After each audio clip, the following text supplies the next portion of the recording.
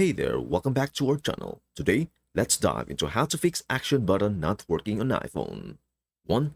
Check action button settings. Go to settings, action button. Make sure an action like silent mode, camera, etc. is selected. 2.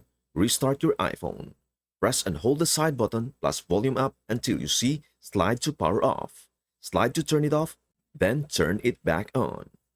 4. Update iOS. Go to Settings, General, Software Update.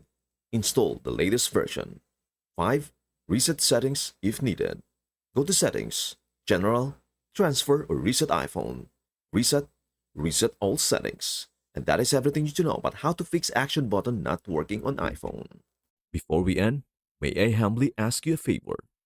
Please do like, share, and subscribe to our channel. This means the world to us.